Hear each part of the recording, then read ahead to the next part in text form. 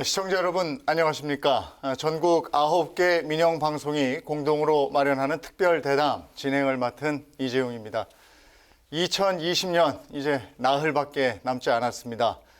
올해는 코로나로 시작을 해서 코로나로 끝나는 것 같은 느낌인데 코로나 3차 대유행 확산세가 좀처럼 잡히지 않고 있습니다. 정부도 확진자를 추적 차단하던 것에서 선제적인 검사로 감염 고리를 끊기 위해서 안간 힘을 쓰고 있죠. 올겨울이 최대 고비일 것 같습니다. 백신 접종이 시작이 되고 치료제가 나올 때까지는 개인 방역이 최선의 방법입니다. 다들 조금만 더 힘을 모아야겠습니다. 2021년 가장 큰 정치 이벤트가 있습니다. 4월 서울시장과 부산시장을 포함한 재보궐선거입니다. 지난 일요일 서울시장 선거를 공식 선언한 국민의당 안철수 대표 오늘 이 자리에 모셨습니다. 어서 오십시오. 네, 안녕하십니까? 네, 반갑습니다. 그리고 함께 얘기 나눠줄 분입니다. 지원 강원 민방 김형기 서울지사장 자리에 있습니다. 네, 반갑습니다. 반갑습니다. 네. 지난 토요일 저녁에 속보가 떴습니다. 안철수 대표가 내일, 그러니까 당시로서 일요일 출마 선언을 한다 이랬고, 그 다음 날 일요일 오전 국회에서 출마 선언을 하셨습니다. 오늘 먼저 그 얘기부터 좀 듣고 싶습니다. 출마의 변이랄까요? 제가 그때 밝혔습니다만 두 가지가 있었습니다. 우선 첫 번째로는 이 정부 여당의 폭주와 실정을 막기 위해서 필요하다. 그리고 또 두 번째로는 우리 서울시가 많이 뒤처졌습니다. 그래서 지난 10년 동안 뒤처진 서울시를 다시 한번 전 세계에 정말 자랑스러운 미래형 도시로 만들겠다. 네. 그런 생각에 출마를 결심하게 됐습니다. 근데 이제 많은 분들이 출마하시는구나 라고 생각을 하고 그 내용을 들었어요. 그러면서 한편으로는 그동안 출마 안 하신다고 그랬었는데 이런 생각을 또 했단 말이에요. 근데 강력하게 출마로 선회한 그런 결정적인 계기가 지금 말씀을 하셨습니다만 그 외에도 더 있는지. 사실 그동안 여러분들이 특히 그 원로분들께서 아무리 제가 열심히 대선을 준비하더라도 서울시장, 부산시장 보궐선거를 지게 되면, 야권에서 지게 되면 그러면 대선에서 아무런 승산이 없다. 네. 그 말씀을 하시는 겁니다. 그래서 고민하고 있던 차에 지난주에 두 가지 큰 일들이 있었습니다. 우선 첫 번째로는 국회에서 정말 그 법을 그냥 이렇게 숫자로 밀어붙이는 그런 모습들. 예. 그리고 또 두 번째로는 그 백신에 관련된 그 거짓말을 하는 그런 정부. 조금만 더 설명드리면 정부에서 4,400만 명 분을 계약을 한 것처럼 이야기를 하지 않습니까? 예. 그런데 사실은 그중에서 실제로 계약된 것은 1,000만 명 정도밖에는 안 됩니다. 예. 나머지는 계약할 계획이라고 하는 겁니다. 또 문제가 1,000만 명이 아스트라제네카 백신입니다만 그 백신이 아직 임상 3상을 통과를 하지를 않았습니다. 예. 그러다 보니까 사실 통과를 못할 가능성도 있고 통과를 하더라도 아마 내년 중반 정도가 돼야지 아마 우리가 맞을 수가 있을 겁니다. 네. 그리고 또 그 파이저라든지 모더나 백신 같은 것도 계약을 한다고는 했습니다만 만약에 계약을 하더라도 우리나라가 내년에 받을 가능성이 굉장히 낮습니다. 이미 선진국들이 다 미리 선구매를 했기 때문입니다. 그리고 또 있습니다. 그 4,400만 명 분을 만약에 다 정말 운 좋게 계약을 하더라도 네. 그게 모자라는 분량입니다. 어. 다른 나라들을 보면 특히 캐나다 같은 경우는 전체 인구의 5배 이상 계약을 했습니다. 그런데 2배에서 5배 정도 다른 나라들이 계약을 하는 이유가 임상 3상에 올라간 것 중에서 실제로 승인을 받는 확률이 지금까지 통계를 보면 58%. 네. 그러니까 둘 중에 하나는 통과 안 할 가능성이 많다는 거죠. 그리고 백신도 100% 효능이 있지를 않습니다. 대부분. 예. 그러다 보니까 인구수보다 더 많은 계약을 해야 되는데 예. 이 4,400만 개가 모자라는 숫자입니다. 아, 그래서 저는 전문가 의사 입장에서 네. 알고 있는데 그걸 계속 변명으로 일관하는 그런 모습들에 네. 정말 분노했습니다. 아. 그래서 이런 부분들 제대로 국민들의 그 분노를 제대로 전달하기 위해서는 내년 서울시장, 부산시장 재보궐선거 거기에서 반드시 이겨야 되겠다는 그런 생각을 하게 됐습니다. 예. 네, 대표님 어쨌든 대표님 출마 선언으로 여든 야든 이제 보궐선거 셈법이 아주 복잡해지고 있는데요. 그리고 그때 이제 개인의 승리가 아니라 전체 야권이 이기는 승리로 만들게 됐으면 당연히 이제 후보 단일화 문제가 나올 수밖에 없는데 지금 뭐 입당 후 뭐 경선 얘기도 있고 아니면 이제 바깥에서 전체 야권 후보들이 모두 참여하는 통합 원샷 경선 얘기 뭐 여러 가지들이 이제 논의되고 있는데 대표님이 어떤 방법이 가장 뭐 쉽게 얘기하시긴 어렵겠지만 어떤 방법들이 저는 열린 마음으로 접하고 있습니다. 그러니까 사실 제일 중요한 것이 야권이 승리를 해야 된다는 그게 제일 중요하지 않습니까? 네. 그래서 승리 확률이 높은 방법이면 얼마든지 열린 마음으로 그 문제에 대해서 생각하겠다고 말씀드렸는데요. 네네. 그렇게 말씀드린 이유가 사실 내년 선거가 특히 서울은 쉽지가 않습니다. 우선 그 재보궐선거 자체가 워낙 투표율이 낮기 때문에 네네. 그것 자체가 조직이 튼튼한 쪽이 유리합니다. 그런데 서울 같은 경우는 지금 보면 25개 구 중에서 24개의 구청장이 민주당입니다. 네. 그리고 또 서울시 의원 109명 중에서 101명이 민주당입니다. 네네. 그리고 또 이번 총선 때 49명의 국회의원 중에서 46명이 민주당입니다. 네네. 그러다 보니 그런 조직 면에서는 상대가 되지를 않습니다. 그리고 사실 또 있습니다. 정부가 그 쓸 수 있는 수단들이 굉장히 많습니다. 뭐 예를 들면 재보궐선거 직전에 드디어 백신을 맞을 수 있게 됐다고 발표를 한다든지 또는 시진핑이 방한을 해서 우리가 경제적으로 이제는 살아날 수 있다고 한다든지 또는 뭐 한 가구당 200만 원씩 주겠다고 한다면 그것 자체가 선거에 또 영향을 미칠 겁니다. 그래서 정말 이기기 위해서는 네네. 지금 현재 보수뿐만 아니라 중도 그리고 또 합리적인 개혁을 바라는 진보까지도 다 합쳐야지 겨우 해볼만 할 겁니다. 그래서 이길 수 있는 방법을 서로 최선을 다해서 찾자. 그래서 저는 열린 마음으로 함께 논의하겠다. 그렇게 지금 말씀드렸습니다. 어쨌든 국민의 힘이 어쨌든 거대 야당이다 보니까 그네들의 의견도 뭐 중요한데 그런 어떤 후보 단일화 논의나 어떤 협의체 구성이나 이런 것들은 물밑으로 조금 진행이 되고 있지 않겠습니까? 아직 이야기를 나눈 바는 없습니다. 그렇지만 그 큰 목적 자체가 야권이 선거에서 승리하는 것 아니겠습니까? 네네. 그러면 각 당의 그런 입장이라든지 그건 내려놓고 어떤 방법이 가장 많은 사람들의 표를 모을 수 있는 방법인가? 네네. 그 방법만 서로 논의를 하면 그 합의점을 찾을 수 있을 것 같습니다. 네네. 우리가 그동안에는 당내 경선 이런 얘기는 익숙하게 들었는데 통합 야당의 경선 이런 얘기는 잘 못 들었었거든요. 가능하겠습니까? 저는 가능하다고 보는 것이 지금 현재 그 제1야당 같으면 4연패 아닙니까? 사실 대한민국 정치 사상 처음 있는 일입니다. 그런데 5연패가 된다면 아마 그 당이 제대로 존속하지를 못할 겁니다.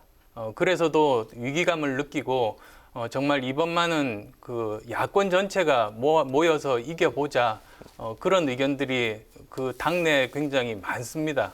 그런 것이 아마 원만하게 서로 합일점을 찾아갈 수 있는 그런 계기가 될 수 있지 않을까 생각합니다. 네.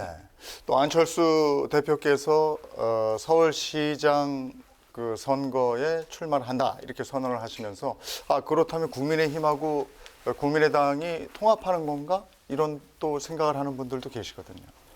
지금 현재 그 모든 표를 다 모으기 위해서는 좀 더 열린 마음으로 그 국민의힘 쪽에서도 생각을 해주셔야 될 거 아니겠습니까? 만약에 서로 힘을 합해서 시너지가 나는 방법이 어떤 방법인가 저는 단순한 합당으로 시너지가 나기는 힘들다고 봅니다. 네. 그래서 어떻게 하면 시너지를 낼 수 있을까 거기만 집중하자는 그런 제안을 드립니다. 그동안 뭐 야권 연대, 혁신 플랫폼 뭐 이런 부분을 강조하셨는데 이번 보선 출마로 이 부분에 달라지는 건 있습니까?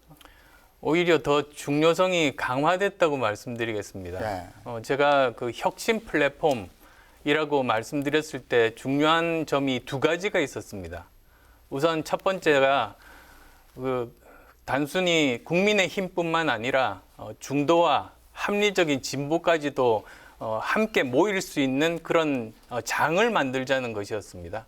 그리고 또 두 번째로는 그것이 자체가 그냥 선거만 경선만 하는 것이 아니라 우리 서울을 어떻게 바꾸겠다, 대한민국을 어떻게 바꾸겠다, 그런 서로 간의 비전을 말씀을 드리고 거기서 국민들께서 판단을 하실 수 있게 그런 판을 만들어야 된다, 그렇게 말씀드렸는데요. 이번 경우에도 제가 제안을 했습니다만 그 중요성은 더 크다고 봅니다. 네. 근데 김종인 대표라든지 국민의힘 중진들이 그닥 반응을 보이지 않고 있어서 그 부분은 어떻게 생각을 하고 느끼고 계신지 모르겠습니다. 저는 그분들 이해할 수 있는 측면이 있는 것이 아무래도 그 공당의 대표와 지도부 아니겠습니까? 그러면 최우선적으로 그 정당 입장에서 생각하는 것이 그분들의 의무입니다. 그렇지만 서로가 가진 야권이 승리를 이번에는 꼭 해야 된다. 네. 그런 목적은 동일하기 때문에 아마도 이야기를 나누는 가운데 원만한 그 일치하는 부분들을 찾을 수 있지 않을까 생각합니다. 대표님 어쨌든 이번에 그 출마 선언 이렇게 내용을 보면은 출마 어떤 배경이나 이유 이런 부분들은 좀 많은데 이제 뭐 공약 이런 부분들은 좀 빠져 있고 사실 말미에 대표님께서 이제 미래 비전에 대해서는 하나하나 설명할 기회를 좀 가지겠다고 하셨는데 그래도 뭐 어떤 것 좀 생각하고 계십니까? 예, 말씀하셨듯이 그 출마 선언에서 공약까지 다루기는 좀 힘듭니다. 다른 분들도 다 마찬가지신데요. 그렇지만 그 출마 선언에서도 제가 가장 중요하다고 생각해서 다뤘던 것이 먼저 코로나19 관리에 대한 방역에 대한 것, 네. 그리고 두 번째가 서울의 부동산 문제입니다. 네. 그래서 그 두 부분에 대해서는 지금 준비를 하고 있고 준비가 되는 대로 하나씩 그 발표를 할 생각입니다. 네. 지금 내년 보궐선거를 앞두고 그 여당이 공동 대응하자 뭐 여기에는 뜻을 같이 하는데 결이 다른 지점이 있는 것 같습니다. 이건 어떻습니까? 얼마 전에 김종인 대표가 두 전직 대통령의 구속에 대해서 사과를 했죠. 국민의힘 내부에서도 이 의견이 엇갈리고 있는데 대표님은 이 사안은 어떻게 보고 계신지? 그 과거를 단절하고 이제 미래로 가자. 이제 저는 그런 뜻으로 받아들입니다. 그리고 그 굉장히 고민을 많이 하셨겠습니다만 김종인 위원장의 그 결단도 높이 평가합니다. 그래서 원래 정당이라는 것이 그 결정 과정에 있어서는 여러 가지 그 의견들이 나올 수 있고 그게 사실은 건강한 정당의 모습입니다. 네. 그런데 일단 어떤 결정을 하고 나면 그 다음은 일치 단합된 모습으로 가야 국민들께서 신뢰를 보여주실 것 같습니다. 그래서 뭐 더 이상 논란은 이제는 없지 않을까 생각합니다. 네. 코로나 얘기를 한번 해보죠. 지금 안철수 대표께서도 코로나 관련된 얘기를 앞서 해주셨습니다만은 연일 1,000명 이상의 확진자가 나오고 거리두기 뭐 3단계 격상되는 조건은 이미 뭐 충족을 했습니다. 근데 이 3단계라는 것이 경제, 사회 뭐 전반에 미치는 영향이 워낙 크다 보니까 정부에서도 이걸 고심할 수밖에 없는 상황인데 3단계를 가야 된다고 생각하십니까? 지금 상황에서 좀 더 그 조심하는 게 낫다 이렇게 보십니까? 저는 그 질문에 대해서는 이제는 사회적인 거리두기 그 방법 자체를 바꿔야 된다. 저는 그렇게 말씀드리고 싶습니다. 사실 지금까지 이 사회적인 거리두기 1단계, 2단계, 3단계는 그 전에 우리가 추적하고 그리고 그 봉쇄하고 그러면서 관리를 해왔을 때 적용 가능한 그런 문제들이었습니다. 그런데 지금은 어디에서 감염되는지 모르는 그런 상태, 지역 감염이 너무나 많이 퍼져 있는 그런 상태여서 이것 자체가 그렇게 실효성을 가지기는 어렵습니다. 그리고 그 기준 자체도 맞지가 않습니다. 예를 들면 밤 9시 이전에는 감염이 안 되다가 9시 이후에 감염이 되는 건 아니지 않습니까? 예. 그리고 카페에서는 감염이 되는데 바로 옆에 있는 패스트푸드점에서는 감염이 안 되는 그런 경우도 예. 아니지 않습니까? 그래서 좀 더 저는 과학적으로 그 밀집도라고 있습니다. 네. 그리고 그 어떤 대부분의 감염이 그 폐쇄된 공간에서 생겨나기 때문에 밀집도라든지 또는 환기에 대한 그런 부분들을 전부 규정을 해서 거기에 따라서 사회적인 거리두기를 실시하는 좀 더 과학적인 기준으로 재정립을 할 때다. 네. 저는 그렇게 말씀드리고 싶고요. 사실은 그것뿐만이 아니라 좀 더 이렇게 따지고 보면 그 확진자 숫자로 관리를 하는 건 이제 실효성이 없습니다. 아. 확진자 숫자가 많아지면 그러면 거리두기 단계를 올리는 식으로 왔습니다만 네. 그것 자체가 그 뒷북치는 것과 같습니다. 예. 오늘 확진자가 1,000명이라고 하면 그건 일주일 전에 1,000명 정도가 감염이 돼서 그동안에 많이 돌아다녔기 때문에 실제로 발견된 숫자는 1,000명이지만 감염된 숫자는 훨씬 더 많을 수가 있지 않습니까? 네. 그래서 이것만 가지고 관리를 할 수는 없습니다. 다른 지표들이 사실은 필요한 거죠. 네. 뭐 예를 들면 그 전체 감염된 사람 숫자 중에서 깜깜이 환자 비율, 네. 그러니까 누구로부터 감염됐는지 모르는 사람 비율이 차츰차츰 높아지면 그러면 그 다음에는 굉장히 광범한 확산이 일어날 가능성이 높다고 미리 알 수 있게 됩니다. 또는 그 R 값이라고 재생산 지수라는 게 있는데요. 네. 한 사람의 그 감염자가 몇 사람에게 그 감염을 시키는가 그 지수인데 그 추이를 보는 것도 중요합니다. 뭐 그런 것들을 가지고 선제적으로 미리 막아야 더 이상 감염이 없지. 지금처럼 확진자가 많아지면 그 다음 순서로 이렇게 사회적 거리두기 단계를 올려봤자 그거는 사실은 뒷북치는 것과 같습니다. 그래서 이런 부분들을 좀 다른 나라들 그 사례를 참고해서 이제는 바꿔야 될 때가 아닌가 생각합니다. 그 대구에 집단 감염이 있고 이럴 때 직접 내려가셨었잖아요. 근데 예. 거기서 이제 경험을 하고 환자도 직접 만나보시고 치료도 해주시고 했는데 그때 상황을 보면 그런 시기에 이미 방역을 좀 더 강화했어야 된다 이런 생각을 하시는 모양입니다. 예, 그렇습니다. 제가 올해 5월 달에 대구에서 강연을 한 적이 있습니다. 네. 그런데 그 동영상이 지금 인터넷에서 이렇게 돌고 있던데요. 네. 그때 제가 이미 이야기했던 것이 올 겨울에 대규모 확산의 가능성이 굉장히 높다. 네. 그 다음에 올해 말 정도에 백신이 나올 거다. 그리고 이런 부분들에 대해서 미리 준비를 해야 된다를 포함해서 여러 가지 말들을 이미 했습니다. 그리고 그건 그 당시에 전문가들이라면 다 알고 있었던 부분들인데요. 그런 게 참 아쉽습니다. 네. 전문가들이 결정 권한을 가지고 거기에서 정부는 따라야 되는 게 맞는데요. 우리는 반대의 일이 벌어집니다. 오히려 전문가들이 보고를 하면 거기에 대해서는 잘 모르는 분이 결정권을 가지고 자기의 상식에 기반해서 결정을 하게 됩니다. 그러다 보니까 현실하고 잘 안 맞는 결정들을 하면서 사실 많은 피해들이 나고 있거든요. 예, 지금 어쨌든 그러면 이제 연구안에서 3차 재난지원금 얘기가 이제 계속 나오고 있는데요.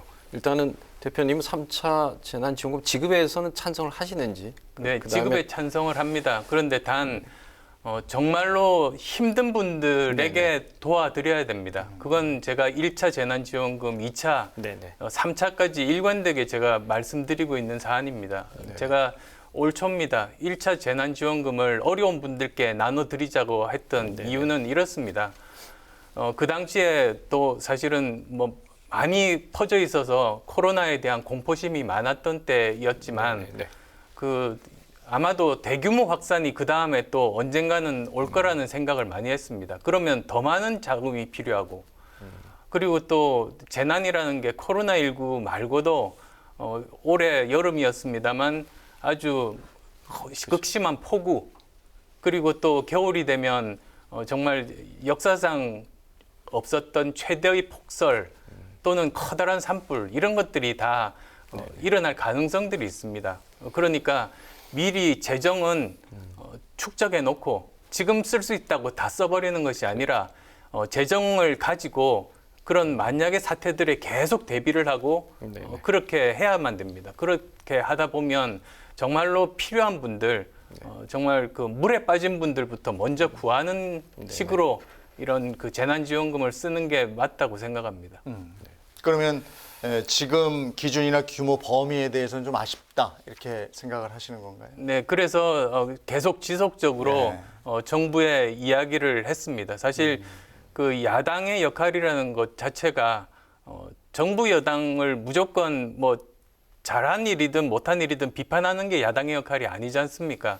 야당의 역할이라는 것은 정부에서 혼자 이렇게 결정을 하다 보면 생각하지 못한 부분들이 있게 마련입니다. 네. 그리고 또 뭐 지금처럼 180석 거대 여당 같으면 또 자만심에 빠지기도 쉽습니다. 그래서 끊임없이 이 부분은 잘못됐다고 일깨워주고, 그리고 좀 더 좋은 정책이 있다면 이야기를 해서 반영하도록 하는 것이 야당의 역할입니다. 그래서 저는 그 역할을 충실하게 하고 있습니다. 네. 네, 9개 지역 민방위 공동으로 마련한 특별 대담.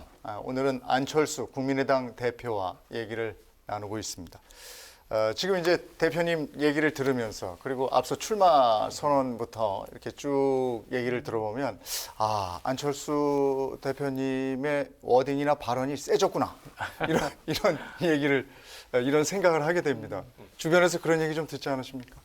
예, 그렇게 듣고는 있습니다만 사실은 제 그 발언이 세졌다기보다 정부의 실정이 자꾸만 커지고 있어서 그렇습니다. 사실은 이 야당의 역할이 정부에서 잘못하고 있으면 잘못했다고 이야기를 하는 것인데요. 그래야 국민들의 마음을 전할 수가 있지 않습니까?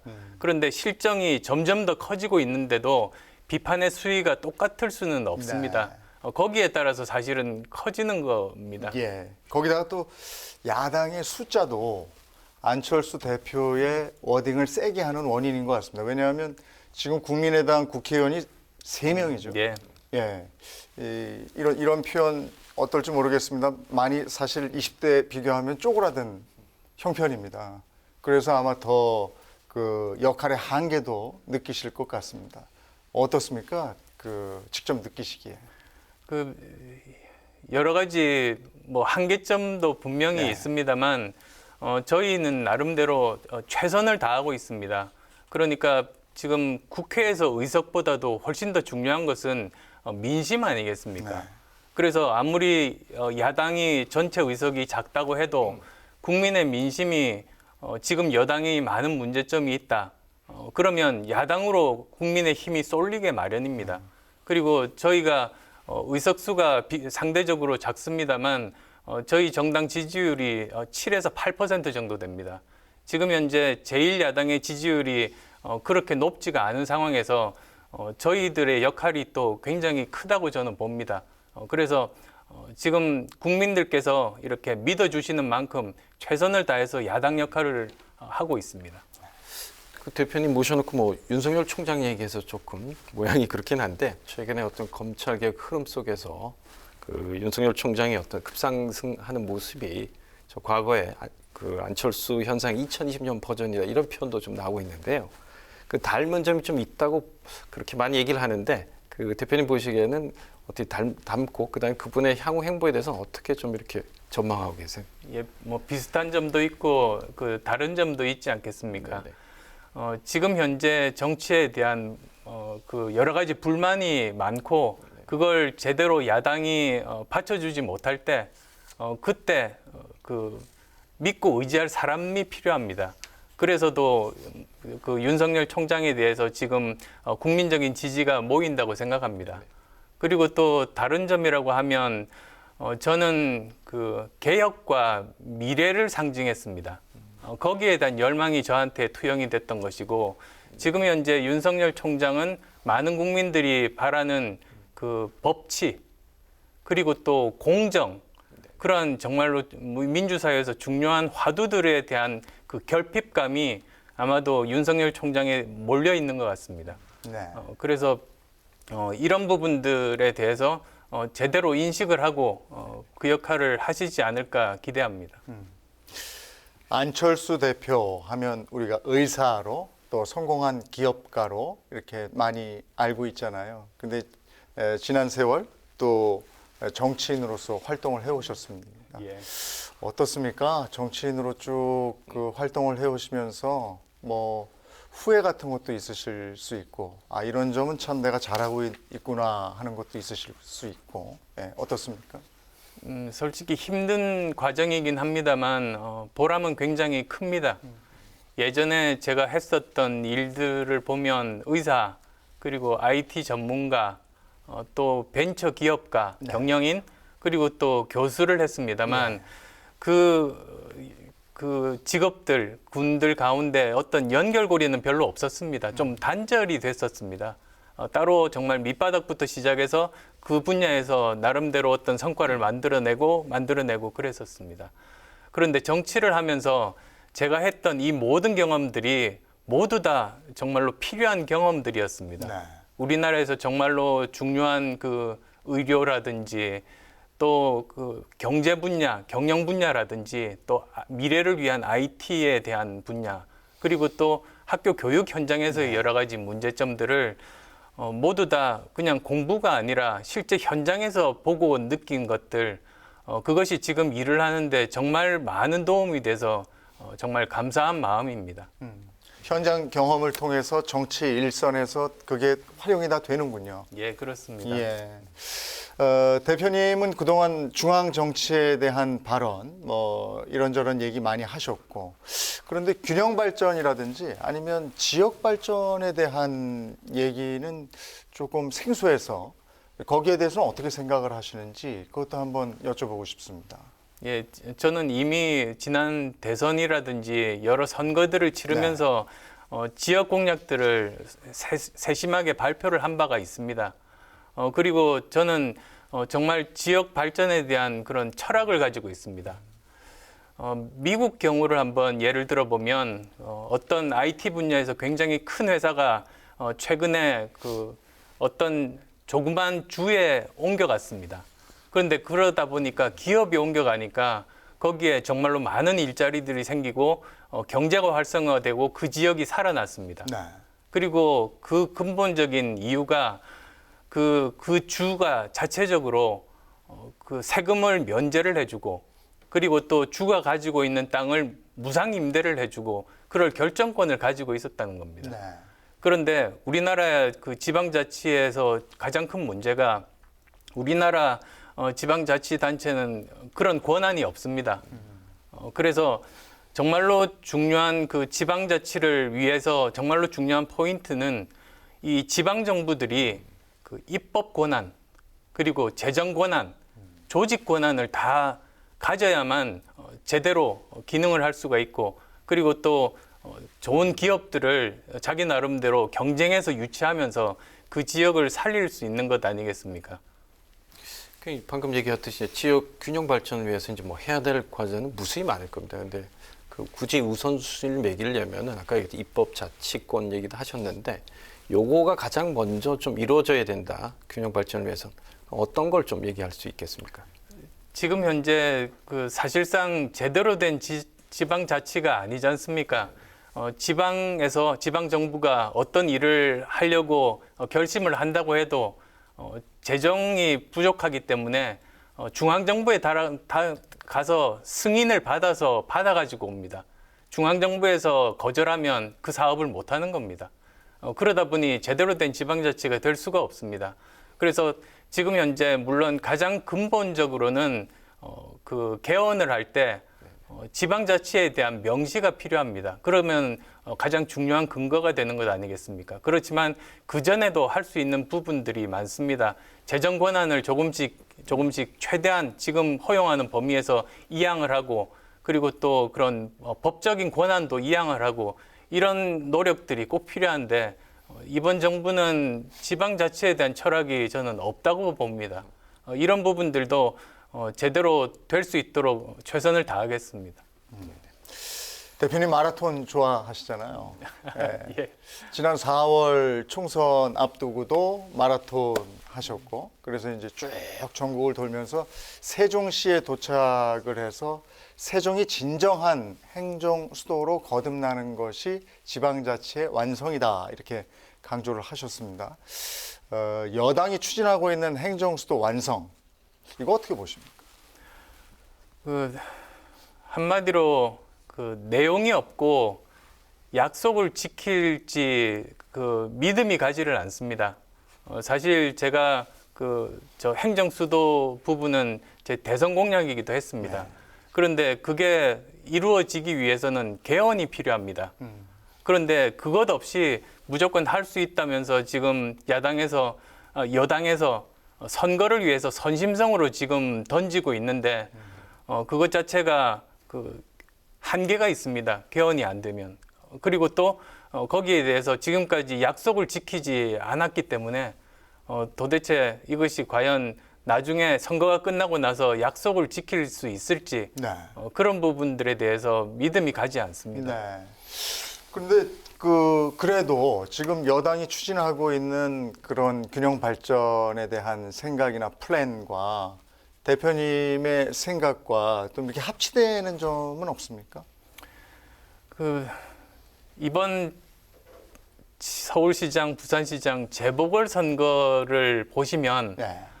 이것 자체가 왜 생겼는가? 결국은 민주당에서 커다란 두 가지 잘못을 한 것 아니겠습니까?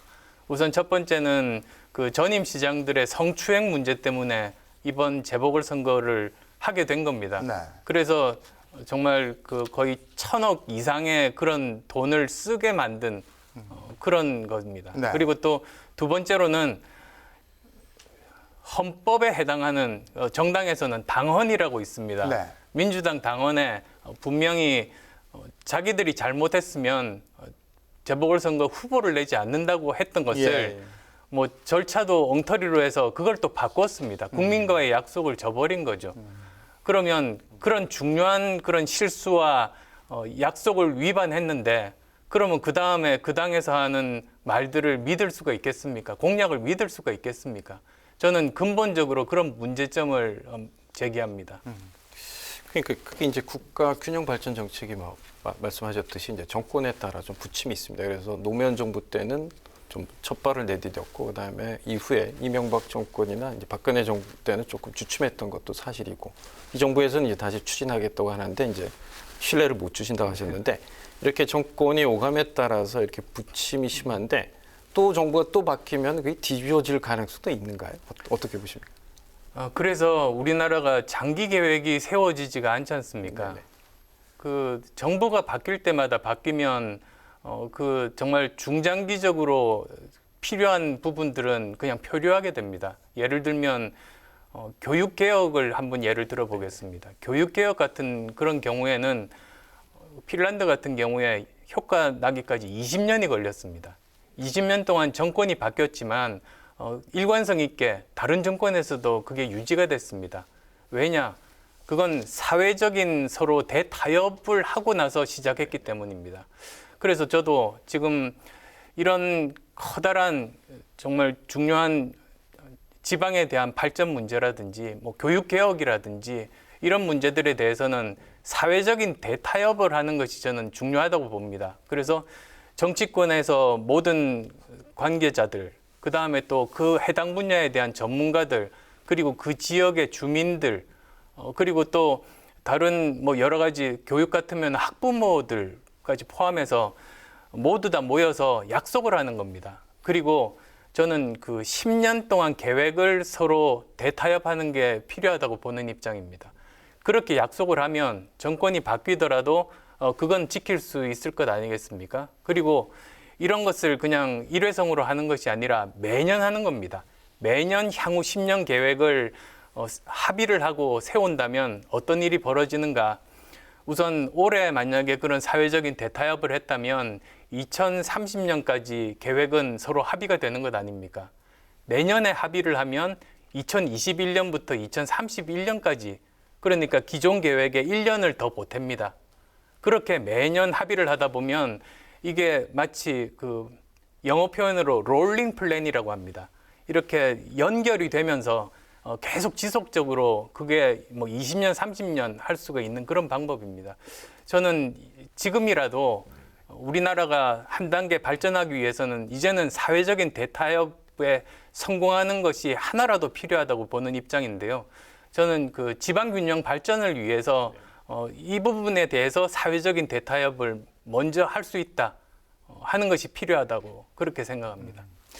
이 균형 발전, 국가 균형 발전과 행정 수도 얘기가 나와서 이제 서울시장이 출마 선언도 하셨기 때문에 그러면 서울시장이 되신 다음에 그 행정 수도 이전은 어떻게 봐야 될까?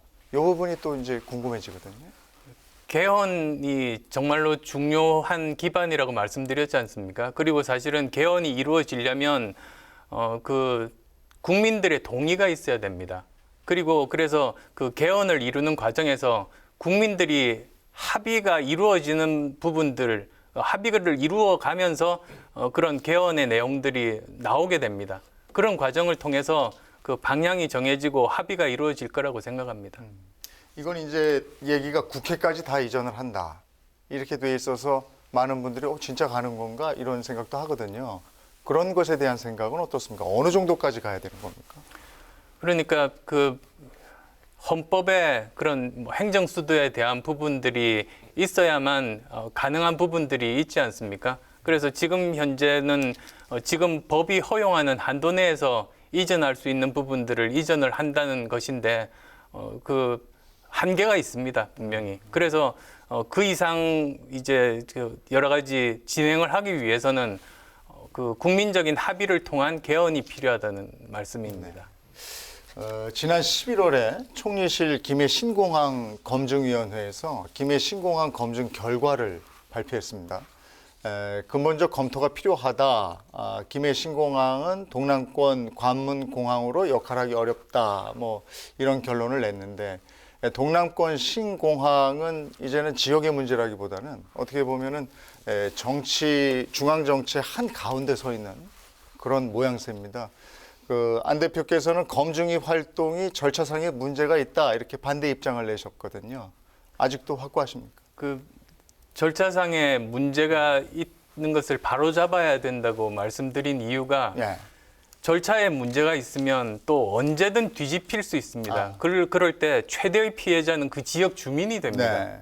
네. 이번 그 검증위 건만 하더라도 몇 가지가 있습니다만 그 전체 회의에서 의결을 한 다음에 결정을 해야 되는데 그 몇 사람이 소위원한 수준으로 모여서 그냥 이렇게 한 겁니다. 네.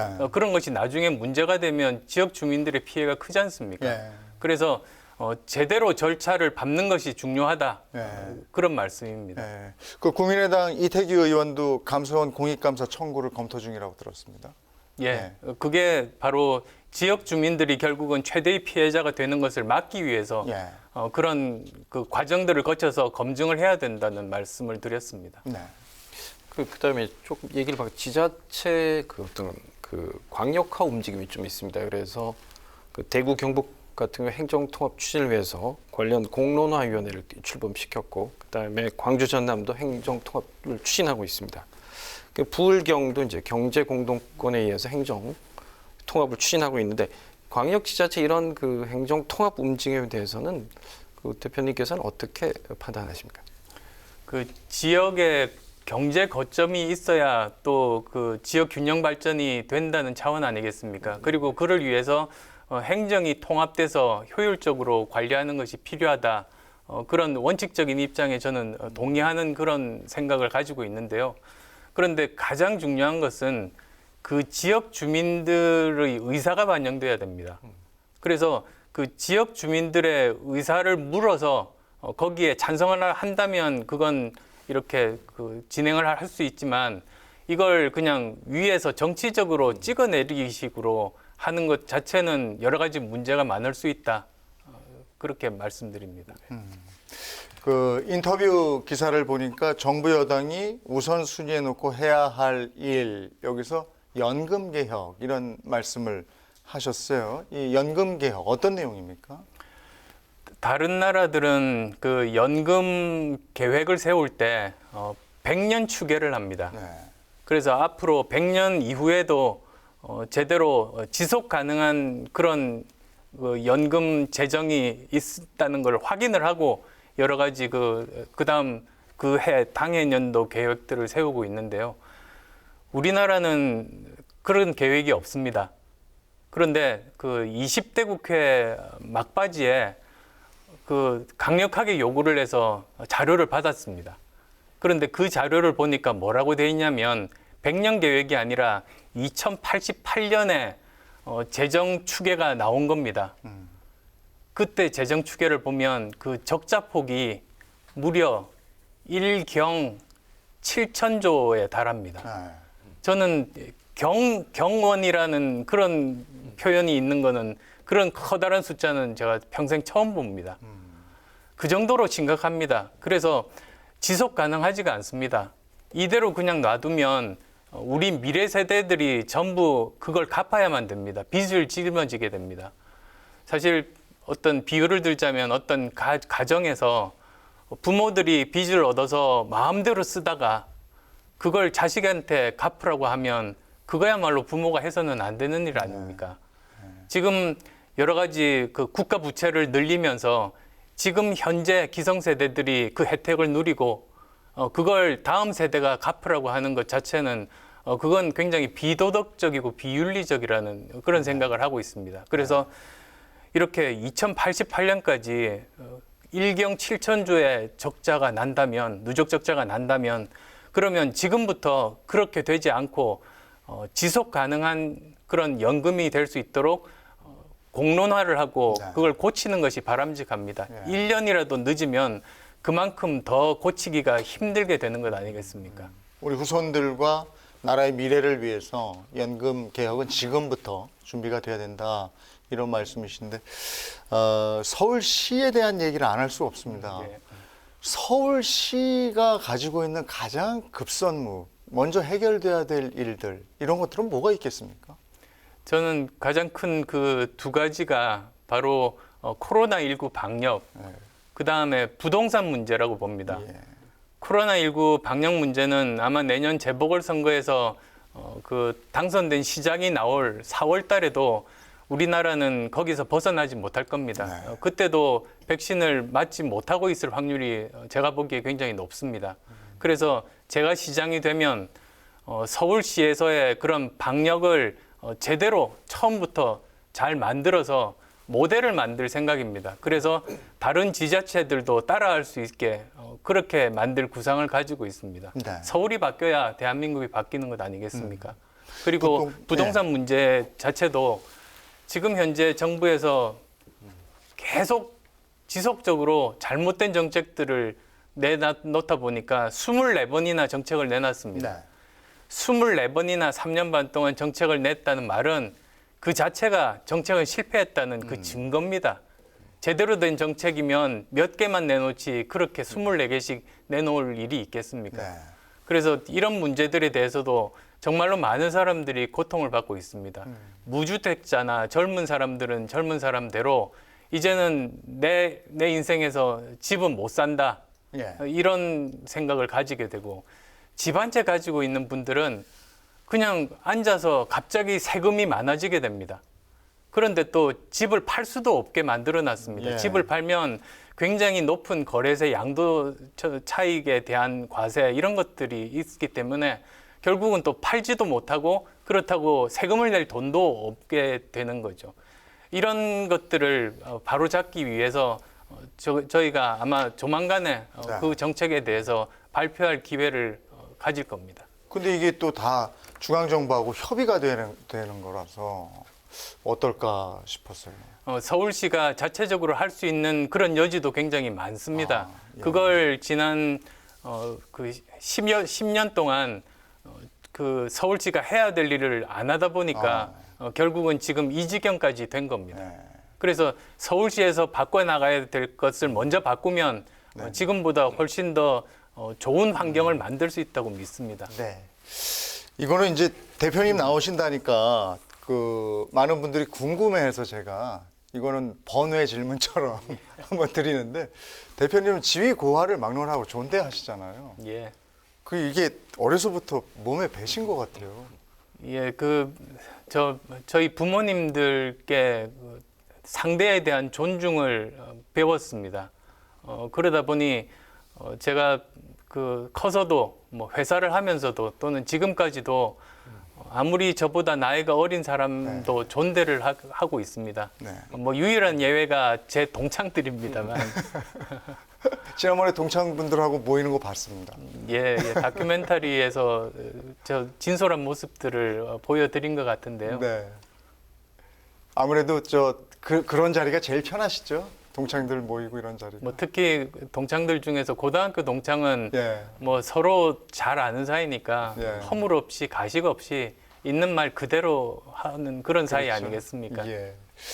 자, 이제 내년에 서울시장 선거에 출사표를 던지셨고 그렇다면은 이제 지금 선거 운동을 어떻게 할 것인가 이런 계획도 좀 생각을 하셔야 될 텐데 어떻습니까? 그런 부분은? 이번 보궐선거의 가장 큰 특징 중에 하나가 언택트 선거가 될 거라는 겁니다. 네. 내년 4월에도 여전히 코로나가 정말 기승을 부리고 있을 그런 시점이기 때문에 직접 유권자들을 대면할 기회가 굉장히 많이 축소됩니다. 그래서 언택트 시대에 맞는 그런 선거운동들을 구상을 하고 있습니다. 네.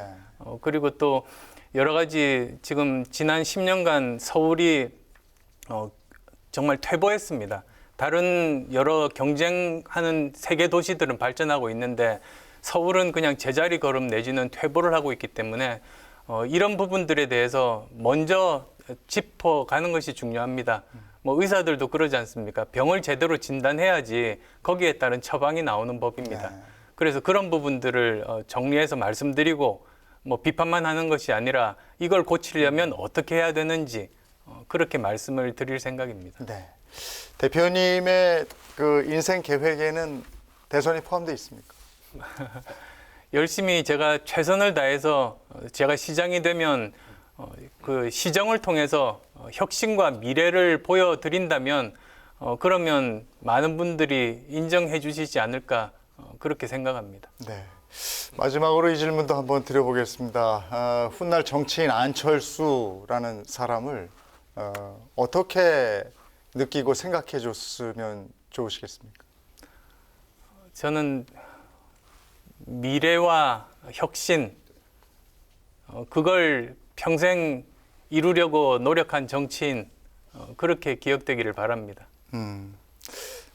이제 안 대표님은 서울시장 출마를 선언했기 때문에 어찌 보면은 그 지역하고는 그렇게 직접적인 관련이 없다 생각할 수 있겠습니다만은 대한민국 전체에서 본다면은 서울도 또 한 지역이니까요. 네.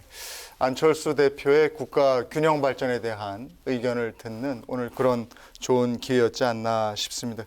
김영기 기자 함께 하셨는데 어떠셨는지요? 그리고 또 더 드릴 말씀이 있으면 좀 해주시고요. 저희 안 대표님 이제 뵙게 되면 뭐 많은 사람들이 2011년 보궐 때 이제 박원순 시장한테 아름다운 양보, 뭐 통 큰 양보 이제 생각이 나는데 이번에도 이제 어쨌든 후보 단일화 과정을 어쨌든 거쳐야 되는데 그 안 대표님께서 이번에는 어떻게 아름답게 잘 요걸 뚫고 나갈 수 있을지 이런 부분들이 아마 많은 사람들이 좀 궁금해하지 않을까 이렇게 생각합니다. 그런 부분들을 아마 슬기롭게 잘 헤쳐나갈 수 있으면 하는 바람입니다. 네. 이번에는 양보 안 하실 거죠? 예, 뭐 절대 예. 그 어떻게 하면 야권이 승리할 수 있을지 네. 거기만 최선을 다하겠습니다. 예, 알겠습니다.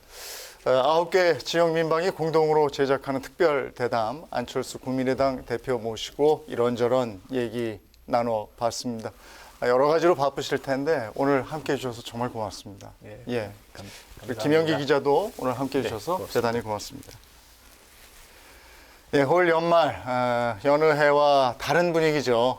가족, 친지, 친구와 함께 올해를 정리하고 또 새해를 맞이하고픈 마음 굴뚝 같겠습니다만은 올해만은 전화로 또 메신저로 정을 나누셔야겠습니다. 무엇보다도 중요한 것은 사랑하는 이의 건강 그리고 안전 아니겠습니까? 9개 지역 민방위 함께 준비한 특별 대담, 저는 다음 시간에 인사드리겠습니다. 시청자 여러분, 새해 복 많이 받으시고 건강하십시오. 고맙습니다.